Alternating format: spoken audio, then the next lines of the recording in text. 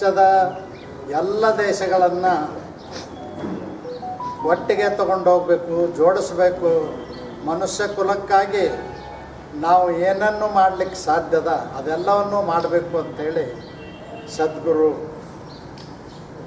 ಶ್ರೀ ಮಧುಸೂದನ ಸಾಯಿಯವರು ಸುಮಾರು 100 ವರ್ಷಗಳ ಬಾಬಾರವ್ರದ್ದೇನು ಪ್ರಯತ್ನ ಆಸೆ ಇತ್ತು, ಅದರ ನಂತರ ಇವತ್ತು 100 ದೇಶಗಳನ್ನು ಜೋಡಿಸ್ತಕ್ಕಂಥ ಕೆಲಸ ಮಾಡಿದ್ದಾರೆ. 100 ದೇಶಗಳ ಉದ್ದಕ್ಕೂ ಇವತ್ತು ಸಾಯಿ ಭಕ್ತರಿದ್ದಾರೆ. ಎಲ್ಲ ಭಕ್ತರನ್ನು ಕರೆದು ಬಾಬಾರವರ 100 ವರ್ಷದ ಆಚರಣೆಯನ್ನು ಭಾಳ ಅದ್ಭುತವಾಗಿ ಮುದ್ದೇನಹಳ್ಳಿಯಲ್ಲಿ ಮಾಡಿದರು. ಭಾಳ ಜನ ಶಿಕ್ಷಣ ಸಂಸ್ಥೆಗಳನ್ನು ವ್ಯಾಪಾರಿ ಕೇಂದ್ರಗಳನ್ನಾಗಿ ಮಾಡಿದ್ದಾರೆ. ಇವತ್ತು ಸದ್ಗುರುಗಳು ಒಂದೇ ₹1 ಯಾವ ಬಡವ್ರ ಮಕ್ಕಳಿಂದೂ ಫೀಸ್ ತೊಗೊಳ್ಳೋದಿಲ್ಲ. ಕರೋನಾದಂಥ ಅನಾಹುತದಲ್ಲೇ ನಿಧನರಾದಂಥ ಅನಾಥ ಮಕ್ಕಳನ್ನೂ ತಂದಲ್ಲಿ ವಿದ್ಯಾಭ್ಯಾಸ ಕೊಡ್ತಕ್ಕಂಥದ್ದು ಮಾಡ್ತಾಯಿದ್ದಾರೆ. ಮತ್ತು ಬಡವರ ಮಕ್ಕಳಿಗೆ ಒಂದೇ ₹1 ಡೊನೇಷನ್ ಫೀ ಏನೂ ಇಲ್ಲದೇ ಇವತ್ತು ಡಾಕ್ಟ್ರನ್ನ ಮಾಡ್ತಾಯಿದ್ದಾರೆ. ಮೆಡಿಕಲ್ ಕಾಲೇಜ್ ಮಾಡಿದ್ದಾರೆ, ಅದ್ಭುತವಾದಂಥ ಮೆಡಿಕಲ್ ಕಾಲೇಜ್ ಇದೆ. ಮತ್ತು ಬಡವರಿಗೆ ಬರೀ ಕರ್ನಾಟಕ ಅಲ್ಲ, ಬೇರೆ ಬೇರೆ ರಾಜ್ಯಗಳಿಂದೂ ಕೂಡ ಬಂದು ಅಲ್ಲಿ ವೈದ್ಯಕೀಯ ಚಿಕಿತ್ಸೆಯನ್ನು ತೊಗೊಳ್ತಾ ಇದ್ದಾರೆ. ಹಾಸ್ಪಿಟ್ಲ್ ಅದ್ಭುತವಾಗಿ ಮಾಡಿದ್ದಾರೆ, ಅದ್ಭುತವಾದಂಥ ಹಾಸ್ಪಿಟ್ಲ್. ಒಂದೇ ₹1 ಎಂಟ್ರೆನ್ಸ್ ಫೀಸ್ ಸುದ್ದ ಇಲ್ಲ. ಆಪ್ರೇಷನ್ಸ್ ಮಾಡ್ತಾರೆ, ಹಾರ್ಟ್ ಆಪ್ರೇಷನ್ಸ್ ಮಾಡ್ತಾರೆ, ಮೇಜರ್ ಆಪ್ರೇಷನ್ಸ್ ಮಾಡ್ತಾರೆ. ₹1 ಖರ್ಚು ವೆಚ್ಚ ಇಲ್ಲ. ಅಷ್ಟೇ ಅಲ್ಲದೆ ಔಷಧೋಪಚಾರ ಕೂಡ ಸದ್ಗುರು ಮಧುಸೂದನ ಸಾಯಿಯವ್ರ ಕೃಪೆಯಿಂದ ಆಗ್ತದೆ. ಅದಕ್ಕೆ ನಾನು ಈ ಸಂದರ್ಭದಲ್ಲಿ ನೆನಪು ಮಾಡಿಕೊಳ್ತೇನೆ. 900 ವರ್ಷಗಳ ಹಿಂದೆ ವಿಶ್ವಗುರು ಬಸವಣ್ಣನವರು ನಮಗೆ ಬಿಟ್ಟು ಹೋಗಿರ್ತಕ್ಕಂಥ ಸಂದೇಶ, ಆಚಾರವೇ ಸ್ವರ್ಗ, ಅನಾಚಾರವೇ ನರಕ, ಕಾಯಕವೇ ಕೈಲಾಸ ಅಂತಕ್ಕಂಥ ವಸ್ತುನಿಷ್ಠವಾದಂಥ ಸೇವೆಯನ್ನು ಇವತ್ತು ಸದ್ಗುರುಗಳು ಮಾಡ್ತಾ ಇದ್ದಾರೆ.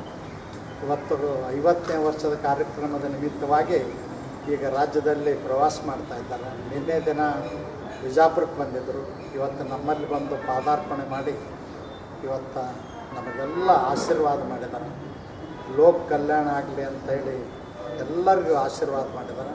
ಸದ್ಗುರುಗಳ ಕಾರ್ಯ ಇದೇ ರೀತಿಯಾಗಿ ಮುಂದುವರಿತು. ಸದ್ಗುರುಗಳ ಜೊತೆಯಲ್ಲಿ ಇಡೀ ಪ್ರಪಂಚನೇ, ರಾಜ್ಯ ದೇಶ ಅಲ್ಲ, ಇಡೀ ಪ್ರಪಂಚನೇ ನಿಂತ್ಕೊಳ್ಬೇಕು ಅಂಥೇಳಿ ಈ ಸಂದರ್ಭದಲ್ಲಿ ಪ್ರಾರ್ಥನೆಯನ್ನು ಮಾಡಿ ನನ್ನ ಮಾತು ಮುಗಿಸ್ತೇನೆ. ನಮಸ್ಕಾರ.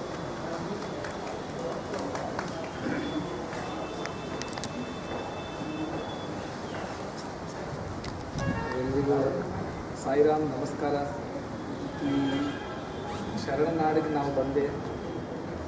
ಇಲ್ಲಿ ವಿಜಯಪುರದಲ್ಲಿ ಕೂಡ ಈ ಸುವರ್ಣ ಮಹೋತ್ಸವದ ಕಾರ್ಯಕ್ರಮ ನಡೀತಾ ಇದೆ ಸತ್ಯಸಾಯಿ ಗ್ರಾಮದ.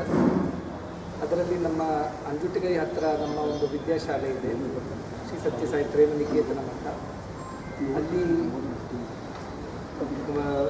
ಗಂಡ ಮಕ್ಕಳಿಗೋಸ್ಕರ ನಾವು ಮಾಡಿದ್ದೀವಿ. ಇವತ್ತು ಮಕ್ಕಳು ಇಲ್ಲಿ ಹೋಗ್ತಾ ಇದ್ದಾರೆ. ಎಲ್ಲ ಉಚಿತವಾಗಿ ನಾವು ಕೊಡ್ತಾ ಇದ್ವಿ. ಬಾಬಾ ಅವರು ಹೇಳಿದ ತತ್ವದ ಪ್ರಕಾರ ಎಲ್ಲರೂ ನಮ್ಮವರೇ ಹಾಗೆ ಭಾವಿಸಿದಾಗ ಫೀಸ್ ಹೇಗೆ ತಗೊಳ್ತೀವಿ ಅಂತ. ಅದೇ ಬಸವಣ್ಣವರು ಇದು ಇವನಾಳವ ಎಂದನಿಸಿದರಯ್ಯ, ಇವ ನಮ್ಮವ ಎಂದನಿಸಿದಯ್ಯ ಅಂತ ಹೇಳ್ತಾರೆ. ಹಾಗೆ ಎಲ್ಲರೂ ನಮ್ಮವರು ಅಂತ ಆ ಭಾವನೆಯಿಂದ ಈ ಮಿಷನ್ ಇವತ್ತು ನಡೀತಾ ಇದೆ. ಸತ್ಯಸಾಯಿ ಗ್ರಾಮದ 50ನೇ ವರ್ಷದ ಕಾರ್ಯಕ್ರಮಗಳೆಲ್ಲ ಈ ಕರ್ನಾಟಕ ಇಡೀ ರಾಜ್ಯದಲ್ಲಿ ನಾವು ಹೋಗಿ ಹೀಗೆ ಆಚರಿಸ್ತಾ ಇದ್ದೇವೆ. ಹಲವಾರು ಡಿಸ್ಟ್ರಿಕ್ಟ್ನಲ್ಲಿ ನಮ್ಮ ಸಂಸ್ಥೆಗಳಿದೆ, ಇದೆಲ್ಲ ಇದ್ದೇವೆ. ಅಲ್ಲಿ ಹೋಗಿ ಭೇಟಿಯಾಗಿ ಎಲ್ಲರ ಜೊತೆ ಸ್ವಲ್ಪ ಮಾತಾಡಿ ಅಲ್ಲಿ ಕಷ್ಟಗಳು ಏನಿದೆಯೋ ಅದನ್ನು ನಾವು ಹೇಗೆ ಪರಿಹರಿಸ್ಬೋದು ಅದರ ಬಗ್ಗೆ ಕೂಡ ನಾವು ವಿಚಾರಿಸ್ತಾ ಇದ್ದೀವಿ. ಹೀಗೆ ನಮ್ಮ ಕಾರಜೋಳಜಿ ಅವರು, ಅವರ ಕುಟುಂಬದವರು ಎಲ್ಲರೂ ಕೂಡ ಈ ಸಂಸ್ಥೆಗೆ ಬಹಳ ಒಂದು ಬೆನ್ನೆಲುಬಾಗಿ ನಿಂತಿದ್ದಾರೆ. ಯಾವಾಗಲೂ ನಮಗೆ ಯಾವ ಕಷ್ಟ ಬಂದರೂ ಕೂಡ ನಾವು ಅವ್ರು ಮಾತಾಡ್ತೀನಿ. ಅವರು ಮೊದಲನೇ ಮೈನರ್ ಇರಿಗೇಷನ್ ಮಿನಿಸ್ಟರ್ ಆಗಿದ್ದರೆ ನಮಗೆ ನೀರಿನ ಸಮಸ್ಯೆ ಇದ್ದಾಗ ಇಮಿಡಿಯೇಟಾಗಿ ಅದು ಮಾಡಿಕೊಟ್ಟಿದ್ದಾರೆ ನಮ್ಮ ಯೂನಿವರ್ಸಿಟಿಗೆ. ಹಾಗೆ ಹಲವಾರು ಸೇವೆಗಳೇ ಅವರು ಮಾಡಿದ್ದಾರೆ. ಅವರಿಗೆ ತುಂಬ ಕೃತಜ್ಞತೆ. ಈ ಕ್ಷೇತ್ರದ ಎಲ್ಲ ಜನರು ಕೂಡ ನನ್ನ ಶರಣು. ಯಾಕೆಂದರೆ ಇದು ಶರಣನಾಡು, ಇಂಥ ಆಧ್ಯಾತ್ಮಿಕವಾದಂಥ ಪ್ರದೇಶ. ಆದರೆ ಸ್ವಲ್ಪ ಬಡತನ ಇಲ್ಲಿ ಕೂಡ ಇದೆ. ಅದನ್ನು ಕೂಡ ನಾವು ಸ್ವಲ್ಪ ಪ್ರಯತ್ನದಿಂದ ಪರಿಹರಿಸಬಹುದು, ಸಮಾಧಾನ ಮಾಡ್ಬೋದು ಅಂತ ನನ್ನ ಅಭಿಪ್ರಾಯ.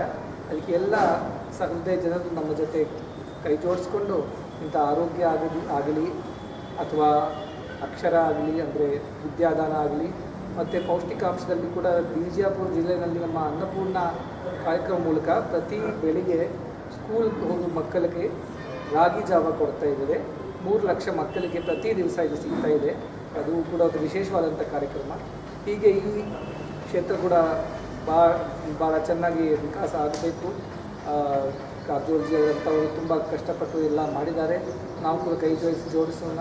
ನಮ್ಮ ಸಂಸ್ಥೆ, ಸರ್ಕಾರ, ಸಮಾಜ ಎಲ್ಲರೂ ಸೇರಿ ಇಂಥ ಒಳ್ಳೆಯ ಕಾರ್ಯ, ಮಹತ್ ಕಾರ್ಯ ಮಾಡೋಣ ಅಂತ ನನ್ನ ವಿನಂತಿ.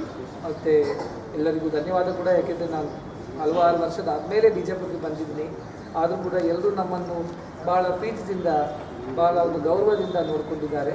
ಎಲ್ಲ ಬಿಜಾಪುರ ಜನತೆ ಕೂಡ ನನ್ನ ಸಾಯಿರಾಮ್ ಮತ್ತು ಶುಭಾಶಯ. ಒಂದು ಜಗತ್ತು ಒಂದು ಕುಟುಂಬ ಅಭಿಯಾನ ನಮ್ಮ ದೇಶದ ಪ್ರಾಚೀನ ಸಭ್ಯತೆಯಲ್ಲಿ ಬರೆದಿದೆ ಅಂದರೆ ವಸುದೈವ ಕುಟುಂಬಕಂ ಅಂತ. ಅಂದರೆ ನಾವು ಎಲ್ಲರೂ ಒಂದೇ ಕುಟುಂಬ, ಮಾನವತೆ ಕುಟುಂಬ ಅಷ್ಟೇ. ನಾವು ಬೇರೆ ಬೇರೆ ಜಾತಿ, ಧರ್ಮ, ಪ್ರಾಂತ, ಮತ ಆ ವಿಭಜನೆ ಮಾಡಬಾರ್ದು. ಎಲ್ಲರೂ ನಾವು ಒಟ್ಟಿಯಾಗಿರಬೇಕು ಅಂತ ಆ ಭಾವನೆ ಪ್ರಾಚೀನ ಕಾಲದಲ್ಲಿತ್ತು. ಆದರೆ ನಾವು ಈ ಬರ್ತಾ ಈ ಭಾವನೆ ಕಳೆದು ಹೋಯಿತು. ಇವತ್ತು ನಾವು ಬೇರೆ, ಅವರು ಬೇರೆ ಅಂತ ಅಂದ್ಕೊಂಡು ಇಂಥ ದುರಂತ ನಡೀತಾ ಇದೆ ಸಮಾಜದಲ್ಲಿ. ಅದನ್ನು ಸುಧಾರಿಸಬೇಕಾದ್ರೆ ಮೊದಲು ನಾವು ನಮ್ಮ ಭಾವನೆ ನಾವು ಪರಿಶುದ್ಧ ಮಾಡಬೇಕು.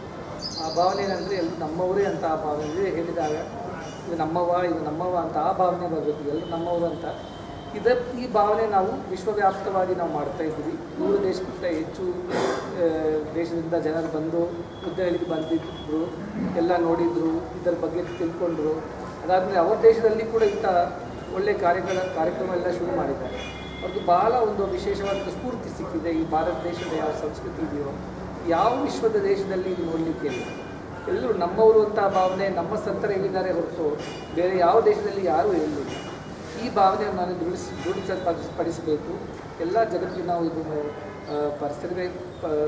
ಪಸರಿಸಬೇಕು ಅಂತ ಎಲ್ಲರಿಗೂ ನಾವು ಇಂಥ ನಮ್ಮ ಸಂಸ್ಕೃತಿಯ ಒಂದು ಆಧ್ಯಾತ್ಮಿಕತೆ ಏನಿದೆಯೋ ಅದರ ಬಗ್ಗೆ ಹೇಳ್ಕೊಡಬೇಕು. ಅವರನ್ನು ನಾವು ಜೊತೆಯಾಗಿ ನಾವು ಸೇರಿಸ್ಕೋಬೇಕು. ಆ ಭಾವನೆಯಿಂದ ಈ ಕಾರ್ಯಕ್ರಮ ನಡೀತಾ ಇದೆ. 100 ದೇಶದಲ್ಲಿ ಈ ಕಾರ್ಯಕ್ರಮ ನಡೀತಾ ಇದೆ. ಮುಖ್ಯವಾಗಿ ವಿದ್ಯೆ ಆಗ್ಬೋದು ಅಥವಾ ಆರೋಗ್ಯ ದಾನ ಆಗ್ಬೋದು ಮತ್ತು ಪೌಷ್ಟಿಕಾಂಶದ ಸೇವೆ, ಹಾಗೆ ಬೇರೆ ಬೇರೆ ಥರದ್ದು ವಯೋವೃದ್ಧ ಜನರಿಗೋಸ್ಕರ ಅಥವಾ ಬಡವರಿಗೋಸ್ಕರ ಸೇವೆ ಎಲ್ಲ ನಡೀತಾ ಇದೆ. ಅದು ಬಾಬಾ ಅವರಿಂದ ಸಕ್ರಮವಾಗಿರುತ್ತೆ.